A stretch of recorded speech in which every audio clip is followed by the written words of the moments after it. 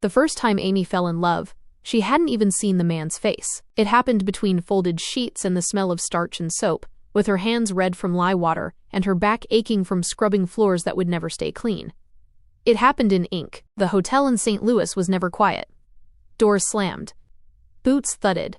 Men laughed too loudly after too much whiskey, their voices carrying up through the floorboards and into the narrow corridors where the maids hurried with their arms full of linens. The air always smelled of coal smoke drifting in from the street, mingled with boiled cabbage from the kitchen below and cheap cologne from traveling salesmen who fancied themselves important. Amy Whittaker moved through it all like a ghost. Not because she was timid by nature. In truth, there was a quiet stubbornness in her, a thread of iron woven through her spine that Mrs. Doherty had learned not to pull too hard.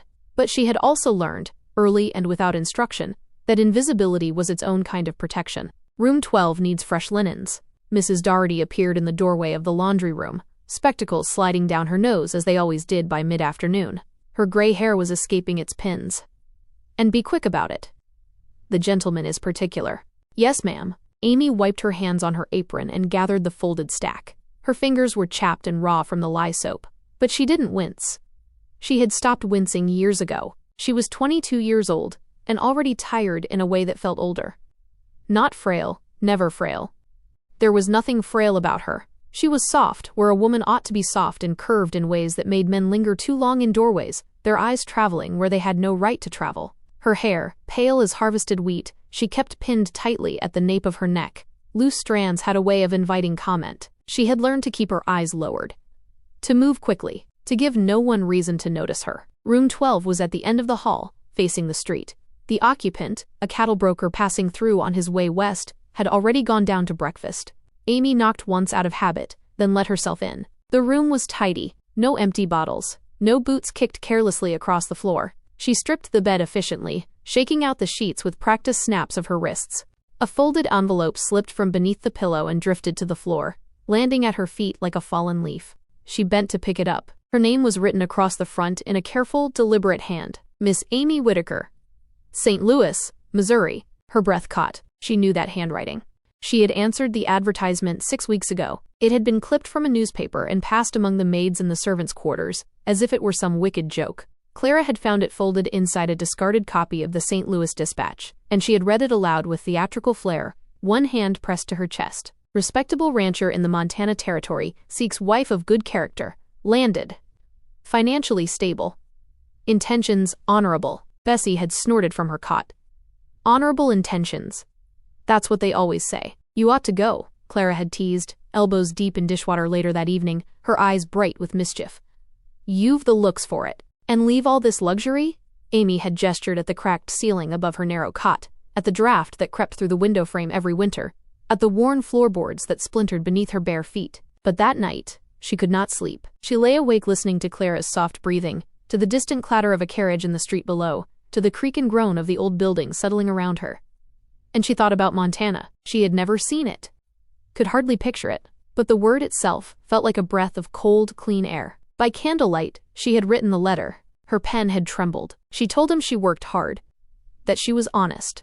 That she was not afraid of long winters or hard labor. That she wished for a home of her own one day. She did not write that she was lonely. She did not write that she had spent the past 8 years scrubbing other people's floors and making other people's beds, and that sometimes, late at night, she wondered if this was all her life would ever be. She did not write any of that, but somehow, she suspected he already knew. The first reply had come 2 weeks later. Luke Bennett. His letters were steady, respectful, measured. He wrote of wide skies and grazing cattle, of a homestead with a whitewashed fence and a barn he had built with his own hands. He wrote of wanting children. Of needing a partner. Of long winters and shorter summers. He did not waste words, but sometimes, tucked within his envelope, there was another sheet. Miss Whittaker, the second hand, had written once. Luke tells me I ought to add a few lines, seeing as I manage most of what he describes. No signature at the bottom that first time, just ink pressed harder into the page, as though the writer had leaned into it. She slid her thumb beneath the flap of the new envelope now, her heart beating far too quickly for a woman alone in a stranger's room. Inside were 2 pages. The first was Luke's. Miss Whittaker, I trust this finds you well. Spring has come early here. The river is high, but not dangerous. I have begun preparing a room for you, should you decide to accept my proposal. The house has been in my family since my father first broke the sod, and it is a sturdy place. I have spent the last month refinishing the walnut dining table he built. It had grown dull with age, but the wood is good and strong. I want the home to be ready for you. I have also repaired the cellar door and reinforced the porch steps. A homestead requires constant vigilance, but I find satisfaction in maintaining what my father left behind. There is a small orchard behind the house. The previous owner planted apple trees. They are old now, but they still bear fruit in September. I thought you might like that. Yours respectfully, Luke Bennett. She smiled softly, tracing the neat lines of his handwriting. He always wrote of preparation, of practicalities, of things he could measure and mend and improve. Then she turned to the second page. Miss Amy, forgive the familiarity.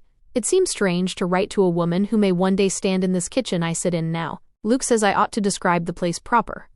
Truth is, he makes it sound kinder than it is. The wind can be sharp enough to peel paint. The nights stretch wide and quiet.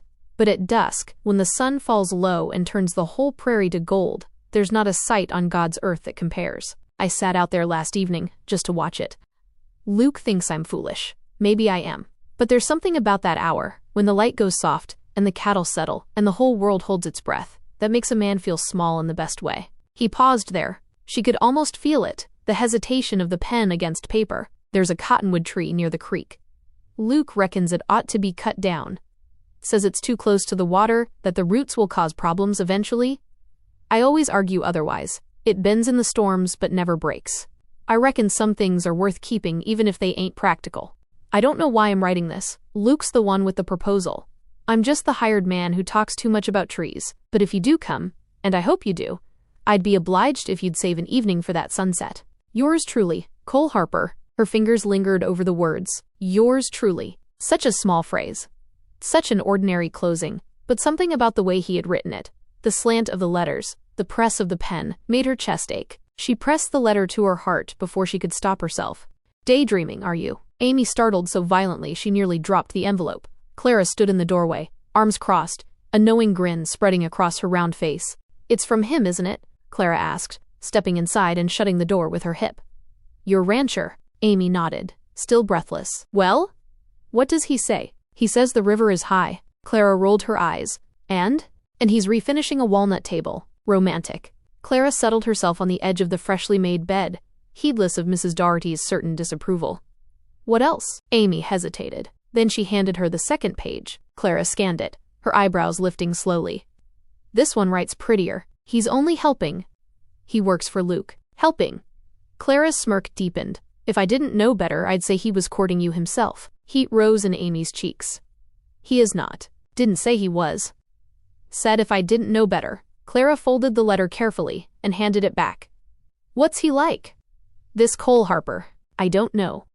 He doesn't describe himself. Then imagine. Amy looked down at the letter in her lap. She imagined a rough wooden table, lamplight catching in dark hair. She imagined broad hands smudged with dirt, long fingers wrapped around a pen that looked almost too delicate for them. She imagined a man who argued with his employer about cottonwood trees. I think, she said slowly, he might be kind. Clara studied her for a long moment. Then she reached over and squeezed Amy's hand. Kind is good, she said quietly. Kind is worth more than all the walnut tables in Missouri. The correspondence grew. Luke wrote of acreage and cattle counts and the price of feed. He wrote that he had ordered a proper mattress from Helena and hoped it would arrive before she did.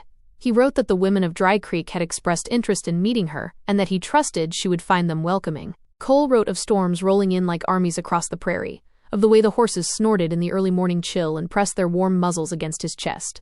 He wrote once of nearly breaking his neck trying to mend a fence in a downpour. Luke says I ought not admit to foolishness, but you strike me as a woman who appreciates honesty.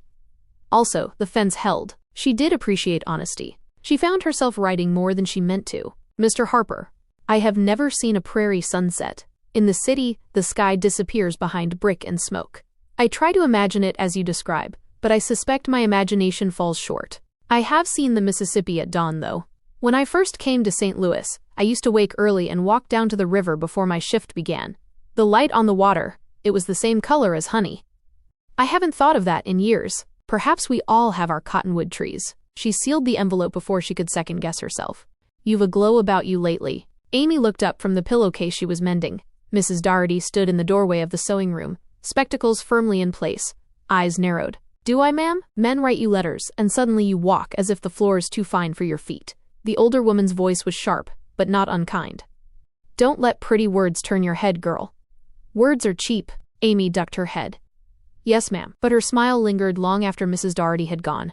The proposal came plainly, without flourish or poetry. Miss Whittaker, if you are agreeable, I would have you travel by rail at the end of April. I will meet you at the station in Dry Creek. We can be wed within the week. I have enclosed a bank draft sufficient for your ticket and any other expenses you may incur. I hope you will come. Yours respectfully, Luke Bennett. She stared at the page for a long time. Married within the week. Her whole life reduced to a train ticket and a handshake. Beneath Luke's letter lay another page, folded smaller, as if it had been slipped in almost as an afterthought. Amy, if you come, you should know this place is hard. It asks much of a person. The work doesn't stop when you're tired. The winter doesn't ask whether you're ready. There will be days you wonder what possessed you to leave everything familiar behind. But I reckon you're stronger than you let on. I've read your letters enough times to know that. I hope you do come. I'll be there at the station with Luke. Hard to miss him. He stands straight as a fence post.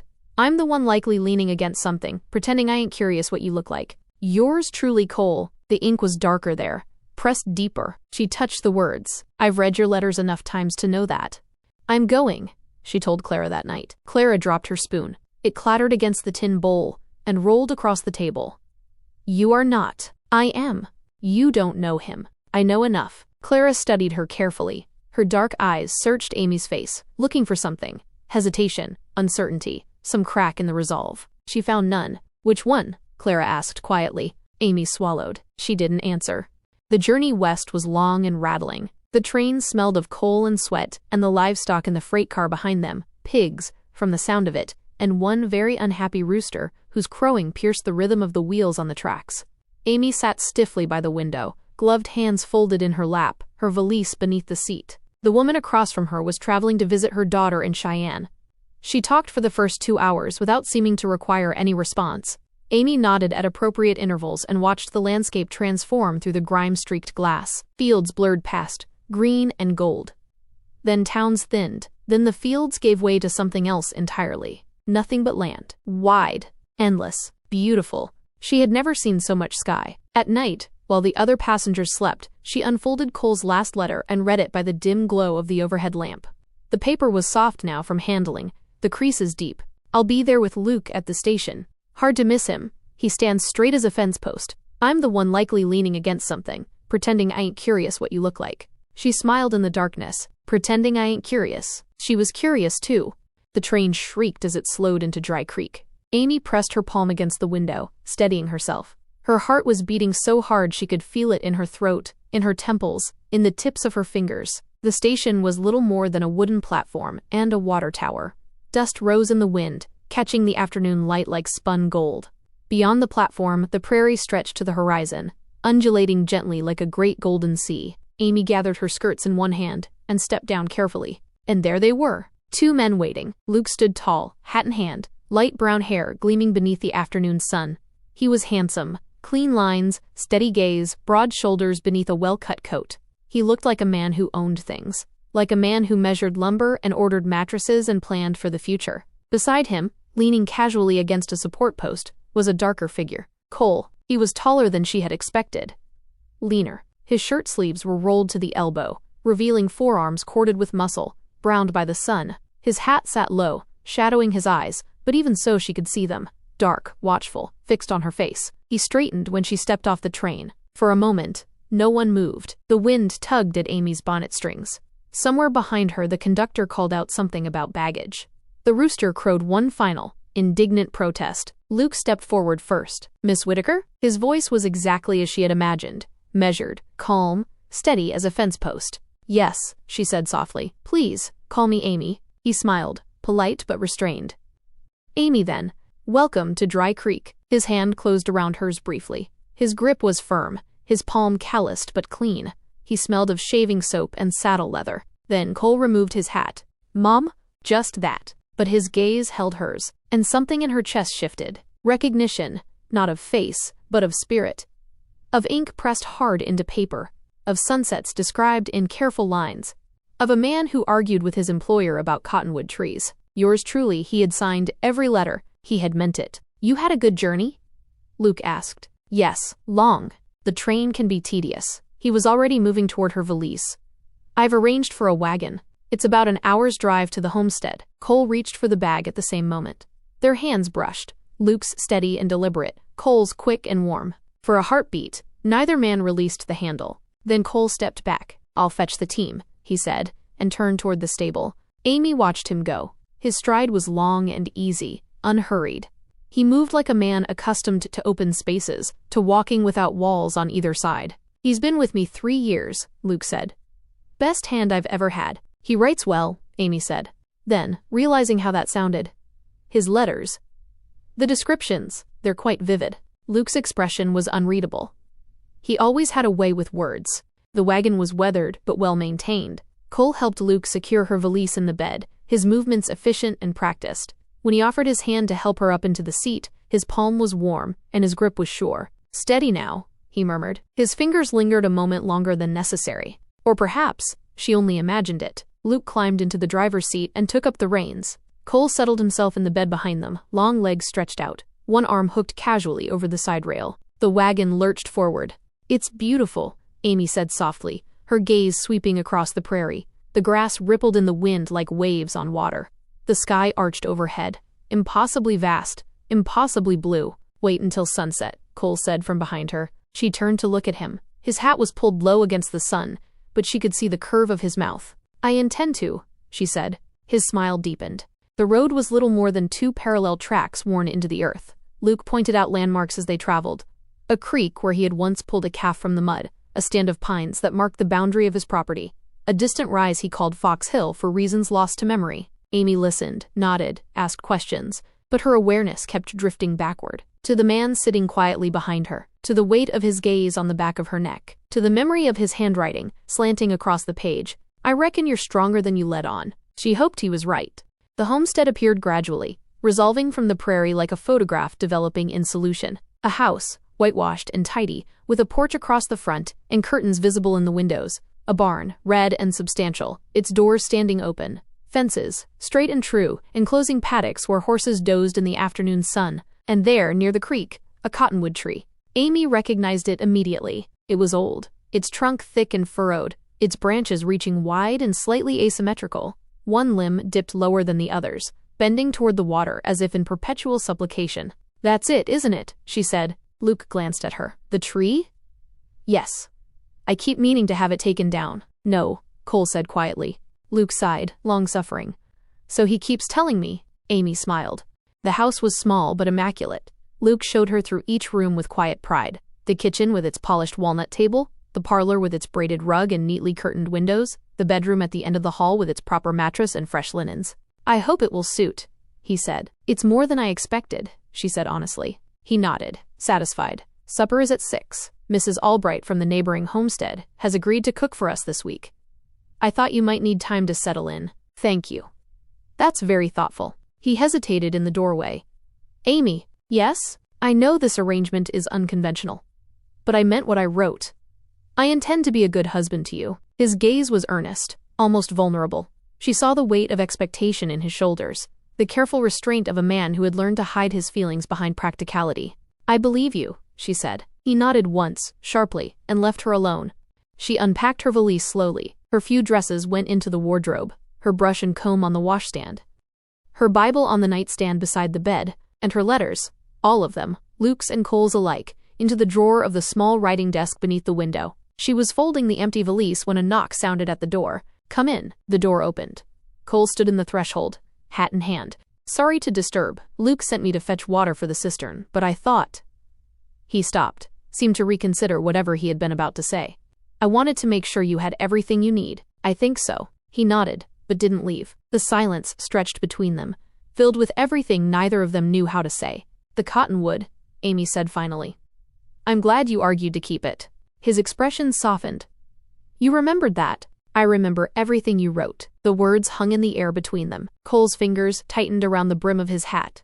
His gaze moved across her face, her eyes, her mouth, the loose strand of hair that had escaped her pins during the journey. Amy, he said, her name in his voice. Not Miss Whitaker. Not ma'am. Amy. Yes? He opened his mouth, closed it, shook his head slightly. Supper's at 6, he said. Mrs. Albright's biscuits are worth the trip west all by themselves. She smiled. I'll look forward to it. He replaced his hat and was gone. She stood at the window and watched him cross the yard toward the well. The afternoon light caught in his dark hair. His stride was easy, unhurried. The stride of a man who had nowhere else to be and no desire to be anywhere else. At the well, he paused, looked back. Their eyes met through the glass. He raised one hand. A small gesture, almost hesitant. She raised hers in return. Then he turned away and lowered the bucket into the darkness. Supper was simple but abundant. Mrs. Albright, a round woman with kind eyes and flour dusted across her apron, served roasted chicken and potatoes and biscuits, so light they nearly floated off the plate. She asked Amy about St. Louis and her journey, and whether she found Montana terribly empty. Not empty, Amy said, considering. Just spacious. Mrs. Albright laughed. That's a kind way to put it. Most folks say lonesome. I don't mind lonesome, Amy said. I've been lonesome in crowded rooms before. This feels different. Across the table, Cole's fork paused mid-air. Their eyes met. He looked away first. After supper, Luke walked her to the door of her room. If you need anything in the night, he said, I'm just down the hall. Thank you. He hesitated, as if weighing some internal decision. Then he inclined his head stiffly and withdrew. She closed the door and leaned against it. The house settled around her, creaks and sighs, the distant murmur of male voices from the kitchen, the soft whicker of a horse in the barn. She opened the drawer of the writing desk. His letters were there, folded neatly, tied with a length of ribbon she had found in the bottom of her valise. She didn't untie them. She didn't need to read them again. She already knew them by heart. I hope you do come. She had come. Now she had to decide what to do about it. Through the window, the sky was beginning to change. Gold deepened to amber, amber to rose, rose to the soft violet of dusk. The prairie stretched to the horizon, vast and quiet, holding its breath. There's not a sight on God's earth that compares. He had written that months ago, sitting at a rough wooden table in a kitchen not 20 yards from where she now stood. She gathered her shawl and stepped outside. The air was cool and sweet, fragrant with grass and distant rain. She followed the path toward the creek, her skirts brushing through the wildflowers that grew along the bank. The cottonwood stood sentinel, its leaves whispering in the evening breeze. He was already there. Cole stood beneath the curving branches, his back to her, gazing out across the darkening prairie. He didn't turn when she approached. Perhaps he had heard her footsteps. Perhaps he had simply known. You came, he said quietly. You asked me to. He turned then. The fading light caught his face, softening the hard angles of his jaw, warming the darkness of his eyes. I didn't think you would. Neither did I. She moved closer, close enough to see the faint shadow of stubble along his jaw, the way his throat moved when he swallowed. Amy. His voice was rough. What are we doing? I don't know. You're meant to marry him. I know. He's a good man. Yes. He deserves. You deserve. He broke off, frustrated. His hand rose, hovered in the air between them, fell back to his side. I shouldn't have written those letters, he said. It wasn't proper. I'm glad you did. He looked at her, really looked, his gaze sweeping across her face as though memorizing it. I wrote them for myself, he admitted. Every time Luke got a letter from you, I'd watch him read it at the kitchen table, and I'd think. I'd wonder what you were like, whether your voice matched your handwriting, whether you laughed easily, whether you'd hate it here. And now that you know, a pause. You laugh easier than I expected, he said. And your voice is softer. She felt heat rise in her cheeks. Is that all? He shook his head slowly. No, he said. That's not all. The sun slipped below the horizon. The prairie held its breath. Cole Harper looked at Amy Whitaker, and she looked at him. Neither of them spoke. Neither of them moved. The cottonwood's leaves whispered overhead, bending in the wind but never breaking. Some things, she thought, were worth keeping, even if they weren't practical. Later, she didn't know how much later, she walked back to the house alone. The lights were dim in the kitchen window. Luke would be preparing for bed, methodical and orderly, unaware of the quiet storm that had passed through his cottonwood grove. Amy paused at the door, turned to look back. Cole was still standing beneath the tree, a dark figure against the deepening sky. He raised his hand. She raised hers in return, and then she went inside. Chapter 2. The Marriage Bed. Amy had imagined many things about her wedding night. She had spent the long, rattling train ride from St. Louis tracing the patterns of her lace handkerchief, wondering if her nerves would manifest as a stammer or a sudden, paralyzing shyness. She had braced herself for the awkwardness of two near strangers, learning the geography of each other's bodies beneath the flicker of lamplight, the heat of new skin, the weight of a husband's gaze. She had not imagined silence. The wedding itself was small, almost startlingly so, as if the vastness of the Montana prairie had swallowed the ceremony whole. Dry Creek boasted a church no larger than the parlor of Luke's house, a humble structure of timber and grit, with white paint chipped away by years of relentless wind and punishing sun. Inside, the air smelled of floor wax and old hymnals. Mrs. Albright stood proudly in the front pew, her hands clasped over her handbag like a sentry. 2 neighboring ranchers and their wives filled the remaining space, their Sunday best smelling faintly of cedar chests. Cole stood near the back. He didn't sit. He remained by the heavy oak doors, hat gripped in his large hands, his shoulders squared as if he were bracing against a coming gale. Amy wore her best blue traveling dress. It was not a bridal gown. There had been no time or coin for silk and lace, but it was clean and modest. The high neckline felt like a tether, and the sleeves were fitted tightly to her wrists, ending in small, functional buttons. Clara had once told her back at the hotel that blue suited her coloring better than white, bringing out the steel in her eyes and the pale gold of her hair. Standing before the preacher, feeling the draft crawl up the aisle, Amy clung to that thought. She hoped Clara had been right. She hoped she looked like a woman a man could love, and not just a contract fulfilled. Luke looked handsome. There was no denying the quiet dignity of the man. He was composed, a pillar of stability in a world of dust. His light brown hair had been trimmed neatly, and his jaw was freshly shaved, though a small nick near his chin betrayed a slight tremor in his own hand earlier that morning. He spoke his vows clearly, his voice resonating through the small chapel without a flicker of hesitation. "I, Luke Bennett, take thee." When he took her hand, his skin felt steady and dry. Amy repeated her vows in a voice that did not tremble, though her heart was pounding a frantic rhythm against her ribs. When the preacher finally pronounced them man and wife, Luke leaned in. He did not sweep her into his arms. He did not linger. He pressed a kiss to her lips that was chaste, careful, and devastatingly polite. The congregation smiled approvingly, whispering of a fine, sensible match. From the back of the church, Cole Harper did not smile at all. His eyes were dark pits in the shadows of the eaves, watching the exchange with an intensity that made the back of Amy's neck prickle. The celebration afterward was a brief, utilitarian affair. Coffee that burned the throat, dried apple pie, and the polite, strained laughter of people who knew each other too well, and Amy not at all. Mrs. Albright declared the union a blessing for the territory, her voice ringing with the authority of a woman who managed the town's morality. The ranchers shook Luke's hand with approving nods, their conversations quickly turning back to cattle prices and fence lines. Amy felt as if she were floating slightly above herself, a ghost at her own feast. She moved through the motions of a bride, nodding and murmuring thanks, while watching the scene unfold from some quiet, internal distance. She caught Cole's eye only once. He was standing near the doorway, ostensibly speaking with a rancher named Miller, but his gaze lifted toward her as though drawn by some magnetic instinct. For a moment, the crowded room, the smell of coffee, and the drone of voices vanished. Everything narrowed to that single line of sight. There was no joy in his eyes, no congratulatory warmth. There was only something deep, hungry, and entirely unreadable. Luke's hand came to rest at the small of her back, the touch firm and proprietary. "Ready?" he murmured, his breath warm against her ear. She nodded, forcing a smile. "Yes, I'm ready." Cole stepped aside as they passed through the doorway, his tall frame momentarily blocking the light.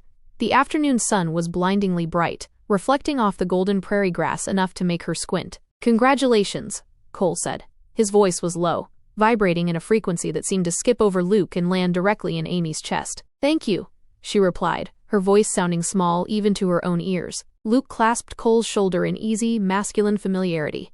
"Been with me 3 years now and never seen the place so crowded, have you, Cole?" Cole huffed a faint, joyless breath of amusement. "Not since your pa's funeral, Luke." Luke's jaw tightened, a muscle jumping in his cheek. The shadow of the old man still seemed to loom over the ranch, even on his wedding day. "No," Luke said curtly. "I suppose not." The moment passed, but the weight of it remained. Amy filed the exchange away quietly, tucked between the pages of her memory. That evening, the house felt fundamentally altered. It was not new. She had already spent a week within its walls, learning the squeak of the floorboards and the way the kitchen light hit the walnut table, but tonight it felt formal. Expectant. Every ticking second of the grandfather clock in the hallway seemed to be counting down to an inevitable conclusion. Mrs. Albright had insisted on preparing a heavy supper of roast beef and potatoes. After the meal, she offered a wink that made Amy's cheeks burn with a sudden, fierce heat, and then she took her leave, the buggy wheels crunching away into the twilight. Cole had disappeared before dusk, claiming the horses in the far paddock needed checking. Now it was just the two of them. The silence was thick enough to choke on. Luke pushed back his chair after they finished eating. The screech of wood against wood was deafening. His movements were precise, almost mechanical. I'll see to the barn. Make sure the lanterns are out. I won't be long. Amy folded her napkin with obsessive care, aligning the edges perfectly. All right. She went to the bedroom while he was gone. The room was bathed in the soft, bruised light of the Montana evening. The bed looked the same as it had every night before. A sturdy wooden frame, clean white linens that smelled of lye and wind, and the new thick mattress Luke had ordered specially from Helena. Yet now it seemed to dominate the room, an altar waiting for a sacrifice. She began to undress, her fingers fumbling at the tiny buttons along her spine. She had done this alone 1,000 times in the cramped maids' quarters in St. Louis, but tonight each motion felt heavy. Deliberate, measured, she stepped out of her dress, the fabric pooling around her ankles like a shed skin. Her chemise slipped over her head. She stood for a moment in her corset and stockings, studying her reflection in the small, pitted mirror above the washstand. She was not a girl, and she was not naive. The hotel had taught her much about the appetites of men, the way they looked at her when they thought no one was watching, the way they lingered over the exchange of a towel. Her body was not untouched by curiosity. She had felt the stirrings of desire before, in the fleeting glances of strangers, in the accidental brush of a hand that lingered a second too long. She had imagined what it might be like to be wanted openly, with a heat that didn't feel like a transgression. She had imagined warmth. She unpinned her hair. The pins hit the washstand with a series of tiny, metallic pings. Her hair fell down her back in a pale, shimmering cascade. For a moment, she considered braiding it back for modesty. Instead, she left it loose, the strands catching the light of the single candle. The front door opened. The heavy thud of the latch echoed through the house. Footsteps moved down the hallway, slow and rhythmic. Her pulse quickened, a frantic tapping in her throat. Luke paused outside the bedroom door. He didn't burst in. He knocked. It struck her then, with a sharp pang of realization, that he was giving her the courtesy of entry. He was asking permission. "You may come in," she said softly. The door groaned open. Luke had removed his coat and tie. His white shirt sleeves were rolled neatly to the forearms, revealing skin that was paler than his face and neck. His expression was not hungry. It was not eager. It was tense, his features pulled tight like a wire under high tension. "You look very beautiful, Amy," he said. The compliment was sincere, but his voice was flat, robbed of its usual resonance. "Thank you." He stepped inside and closed the door with agonizing care, as if he were afraid of waking someone. For a long, suffocating moment, neither of them moved. The candle flickered between them. Finally, he crossed the room. He took her hand, his palm warm and slightly damp. "I intend to be gentle with you," he said, the words sounding rehearsed, almost formal. "I don't expect otherwise, Luke." He swallowed hard, his Adam's apple bobbing. "Amy, there is something I must tell you, something that should have been said before we stood in that church." The air in the room shifted. A sudden, cold intuition bloomed in her chest. "What is it?" she asked quietly. He released her hand, as if it had suddenly burned him, and turned away. He ran a hand through his hair, a jagged, restless gesture she had never seen from him. Luke Bennett was a man of iron control, yet here he was, fraying at the edges. "My father," he began, staring at the floral wallpaper, as if it held a map of his past, "was a hard man. Hard in his dealings, hard in his heart. He was a man who believed in the tangible, in strength, in virility, in the production of sons to hold this land when he was gone." Amy waited. Her breath held. "I was not always what he wanted," Luke continued. "I took a fall when I was 17, a wild colt, a moment of vanity. I was thrown and landed wrong. I nearly broke my back. The doctor and Helena said I was fortunate to ever walk again, let alone run a ranch." His voice was a low rasp now. Amy's stomach tightened into a hard knot. "I don't understand," she whispered. Luke turned back to face her. His eyes were filled with a shame so raw it made her want to look away. "There are things I can do," he said with painstaking care. "I can ride, I can work the cattle, I can build a life for us. But there are things I cannot." The silence that followed was the heaviest thing she had ever known, a physical weight that made it hard to draw air into her lungs. "You mean?" Her throat felt like it was filled with ash. "You cannot." He closed his eyes, his lashes casting long shadows on his cheeks. "I cannot lie with you as a husband ought. The injury, it took that from me. My father never forgave me for it. He called it a curse. He called it a failure of my blood." The words landed softly, but they struck like a hammer. Amy stared at him, her gaze drifting to the bed behind them, the clean, white, untouched bed. "You should have told me," she whispered. The betrayal stung more than the revelation. "I should have." His voice cracked, a small, splintering sound. He cleared his throat and looked at her with a desperate honesty. "But tell me, Amy, honestly, would you have come? If I had written the truth in those letters, Would you have left the city for a man who could only give you half a marriage? The question wasn't a trap. It was a plea. She thought of the hotel corridors, the endless scrubbing, the way her life had been a series of small rooms owned by other people. She did not answer. He stepped closer, though he did not touch her this time. I can provide for you, he said, his voice regaining some of its strength. You will want for nothing. You will have a home, land, and the respect of every soul in this valley. I will treat you with a kindness you have never known. And children? She asked before she could stop herself. The word felt like a lament. A flicker of genuine pain crossed his face. That, he said quietly, is the matter that troubles me most. My father's legacy. I wanted to see it continue. I thought perhaps, he exhaled a long, shaky breath. I thought there might be improvement. That time and the presence of a woman might change what the fall had broken. But 3 years have passed since I took over the ranch. 3 years with Cole managing the hands beside me, pushing me, helping me. And nothing has changed. The mention of Cole's name in this room, in this context, felt almost indecent. It brought back the memory of Cole's gaze in the church, the hunger, the vitality. Amy wrapped her arms around herself. Suddenly cold, despite the summer heat. You have every right to be angry, Luke said. If you wish to return east, I will not stop you. I will pay your fare myself. I will tell the town it was my fault, that I was not what you expected. Return east? To the suds and the soot. To being invisible. To a life where she was nothing more than a pair of hands to be used. She looked at him. She saw the tension in his shoulders, the carefully controlled humiliation in his eyes, and the quiet, steady goodness that had drawn her to his letters in the first place. You should have told me, she said again, but the sharpness had left her voice. It was replaced by a weary sort of grace. Yes, and yet, she continued, her eyes searching his, you did not deceive me about your character, Luke. In all the time we wrote, you were a gentleman. You have been honest in every other matter. You have treated me with a respect I didn't know a man could afford a woman like me. He blinked, a flicker of hope sparking in his eyes. I intend to continue doing so, he promised. She looked at the bed, then back at him. She thought of the vast, golden prairie and the wind that felt like freedom. I did not come west only for a wedding night, she said quietly. I came for a life. I came for a home. Relief flooded his features so suddenly it almost frightened her. It was as if a death sentence had been commuted at the final hour. You are certain? She hesitated. Not because she doubted the life he offered, but because she could feel the phantom of a different desire, a heat she had seen in Cole's eyes, a fire she now knew Luke could never kindle. Yes, she said at last. He stepped forward and, very gently, cupped her face in his hands. His touch was reverent, as if she were made of the finest porcelain. He kissed her again. This time, it lasted longer. It wasn't a kiss of passion. There was no urgency, no demanding tongue. It was a kiss of profound gratitude. It was tender, and it was heartbreaking. When he drew back, his eyes were bright with unshed tears. I will not fail you, Amy. I promise you that. She hoped he believed it. She hoped she could believe it too.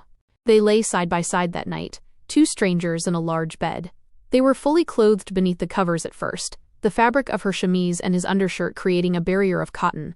As the hours ticked by, and the house settled into the deep cold of the night, they awkwardly shed layers as comfort allowed, seeking the basic human warmth of another body. He touched her hair, his fingers marveling at the silkiness of the strands. He touched her shoulder, the curve of her waist. His hands trembled. She could feel the desire in him, a mental, emotional wanting that was frustrated and restrained, bound by the broken signals of a body that refused to obey. He tried. She felt the effort in the sudden tension of his muscles, in the hitch of his breath, in the way he pressed his forehead against her neck. She tried to help, her own hands exploring the firm line of his back, but there was a devastating stillness between them that no amount of will could overcome. Finally, he turned away from her, his silhouette a dark, jagged line against the moonlit window. I'm sorry, he whispered into the dark. The words were small and shattered. Amy stared at the ceiling, watching the shadows of the cottonwood branches dance against the plaster. The house creaked softly, the wood groaning as it cooled. In the distance, a horse shifted in the barn, the sound of a hoof against a stall door echoing through the quiet. It's all right, Luke, she said, but her voice sounded very far away, as if it were coming from the bottom of a well. In the morning she rose before the sun had fully cleared the horizon. The air in the kitchen was crisp and smelled of wood smoke. Luke was already dressed, his coffee steaming in a tin cup. He looked composed again, his face a mask of stoic calm, as if the vulnerability of the night had been neatly folded away and stored on a high shelf where no one could reach it. Morning, he said, his voice steady. Good morning. She moved to the stove to start the biscuits, her movements efficient. Cole entered moments later, the screen door slapping shut behind him. He was carrying a coil of rope over his shoulder, his hair mussed by the wind. He stopped short when he saw her. His gaze flicked to Luke, then back to Amy. He looked for the glow of a new bride, for the telltale tiredness in her eyes. Instead, he saw the same steel he had seen the day before. "Mrs. Bennet," he said. The title was a challenge, the Mrs. sounding heavy and foreign. Amy felt the words settle over her like a wool coat in mid-July, burdensome and slightly suffocating. "Good morning, Mr. Harper." Luke cleared his throat, leaning against the counter. "We'll be moving the cattle to the north pasture today, Cole. I want to check the water levels in the creek." Cole nodded, his eyes lingering on Amy as she kneaded the dough. Fence held through the night, no strays. Silence stretched through the kitchen, thick and uncomfortable. Amy poured coffee into a third cup and set it on the table with a sharp clack. Cole hesitated, then took the seat opposite Luke. His eyes did not leave her face, not boldly, not in a way Luke could call him on, but steadily. He was searching for something. He was asking a question with his silence that he dared not voice aloud. She held his gaze for one breath too long, feeling a strange, forbidden heat rise in her chest. Then she looked away, focusing on the flour on her hands. The days settled into a rhythmic, grueling pace. Amy learned the house with the intimacy of a servant and the pride of an owner. She learned the orchard, the exact moment the sun hit the vegetable patch, and the way the prairie wind felt like a physical weight against her cheeks when she hung the laundry. Luke was kind. He was unfailingly, almost painfully, attentive. He included her in every decision. Supplies from the general store, which crops to prioritize, how the accounts were faring. He sat with her at the walnut table in the evenings, the ledgers spread between them, explaining the yields and the costs. "You ought to know the business, Amy," he said, his hand covering hers. "It's yours as much as mine. If anything ever happened to me, I'd want you to hold this land." She appreciated the respect. She truly did. But at night, when he slept beside her, the space between them felt like a canyon. Sometimes he would reach out and touch her hair, a gentle, hopeful gesture, but the stillness always returned. The space remained, tender, respectful, and utterly unfulfilled. And in that space, something else began to take root. Cole was a constant presence. He came and went with the sun, the bridge between the house and the raw work of the ranch. He had been Luke's main hand for 3 years, ever since the old man had died, but their history went back much further. Amy learned the truth in fragments, gathered like kindling. They grew up in each other's pockets, Mrs. Albright confided one afternoon. They were in the kitchen, their hands white with flour as they kneaded dough for the week's bread. Cole's mother worked the laundry in town. Luke's father took the boy in at the stables when he was barely 10. A stable hand, they called him. Amy's hands stilled. They were friends? "Some folks say Cole is more a Bennet than the law allows," Mrs. Albright added, her voice dropping to a conspiratorial whisper. The old man had a wandering eye, and Cole's mother was a beauty in her day. "Look at them, Amy. Look at the height. The jaw." Luke's father kept Cole close, but he never gave him the name. Amy thought of the similarity in their frames, the way they moved with the same subconscious rhythm. And Luke? Luke's loyal. Always has been. He keeps Cole close because he knows he can't run this place alone. Not with that back of his. The word close echoed strangely in Amy's mind. One evening, as the sun was painting the sky in shades of bruised plum, Amy found Cole alone in the barn.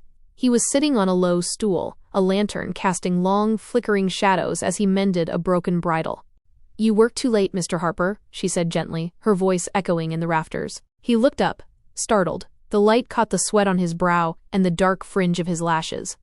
"Didn't hear you come in, Mrs. Bennet." "You rarely do. You're always so deep in your work." A faint, crooked smile tugged at the corner of his mouth. It wasn't a polite smile. It was private. She stepped closer, the air in the barn thick with the comforting, primal sense of dry hay, oiled leather, and horse. "Are you happy here?" she asked, the question coming out more bluntly than she intended. He stopped his work, the needle poised over the leather. He studied her, his gaze moving over her face with a slow, deliberate intensity that made her pulse skip.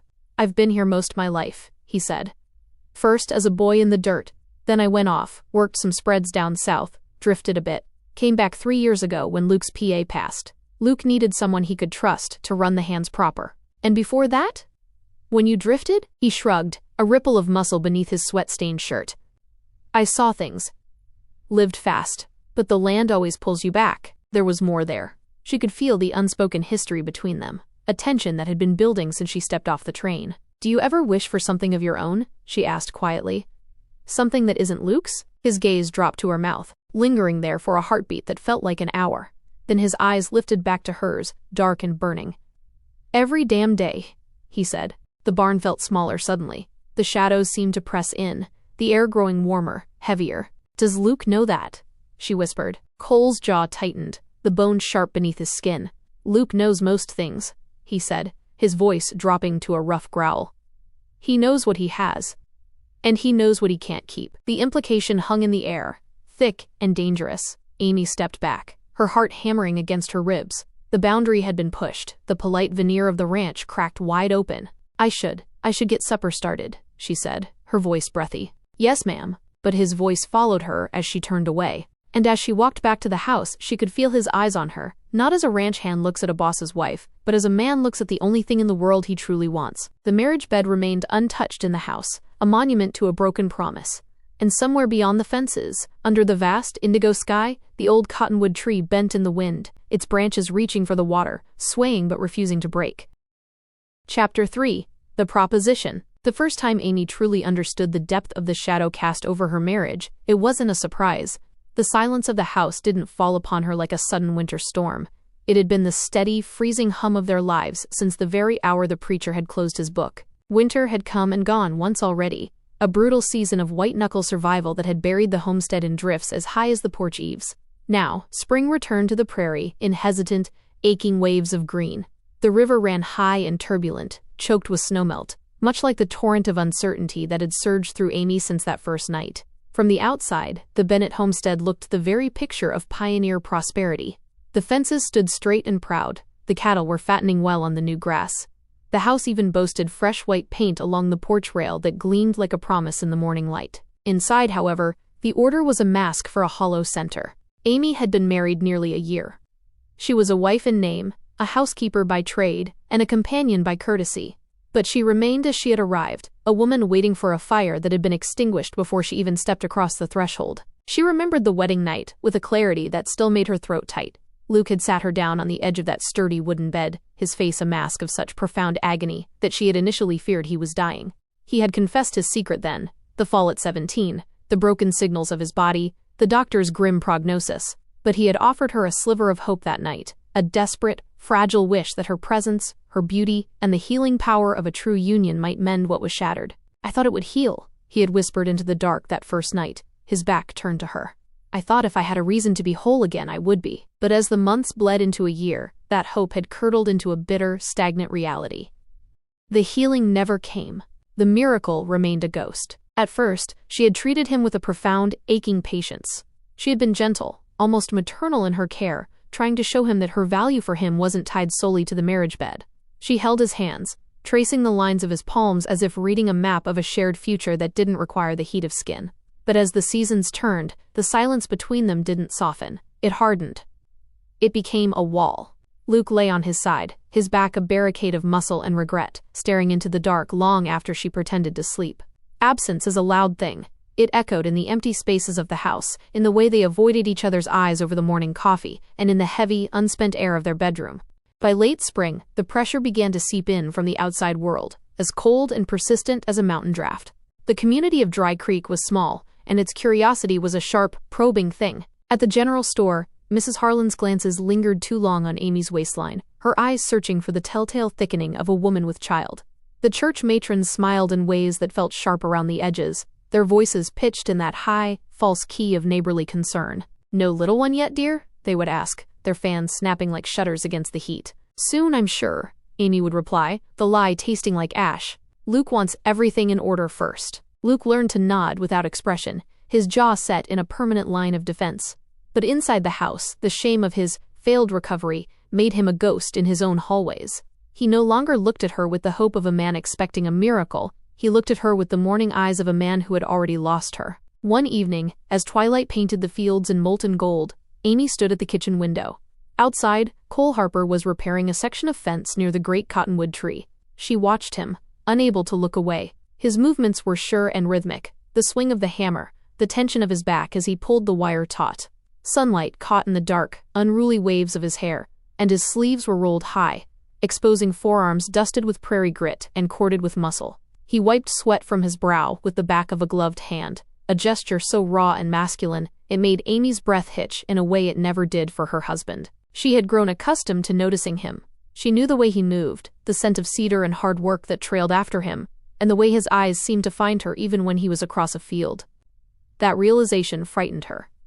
It felt like a betrayal of the vow she had taken to a man who couldn't keep his end of the bargain. You watch him often. Luke's voice behind her was calm, but it carried an edge of cold, analytical precision.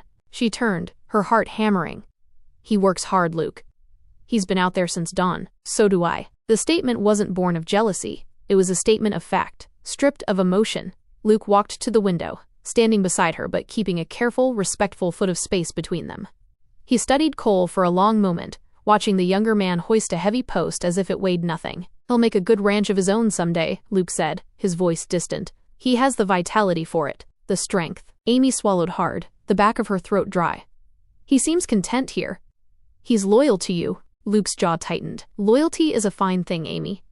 But it doesn't build a legacy. A man like that, he needs a future to plant his name in. The air shifted, turning heavy with a suggestion she didn't yet understand. The moment the finality of their situation was spoken aloud, it wasn't a discovery. It was a funeral for the hope they had been nursing since their wedding night. They sat at the kitchen table after supper. The kerosene lamp between them cast a soft, amber glow over the ledgers. The house was quiet, save for the rhythmic ticking of the clock. I went to Helena last week, Luke said quietly, his eyes fixed on the grain of the wood. I told you it was for the cattle buyers, but I saw a specialist. The best in the territory. Amy's heart skipped. Even after a year, a tiny, foolish part of her still hoped for a different answer.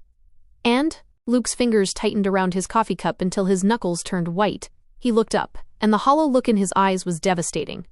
There is no healing, Amy. The miracle I promised you on our wedding night, it isn't coming.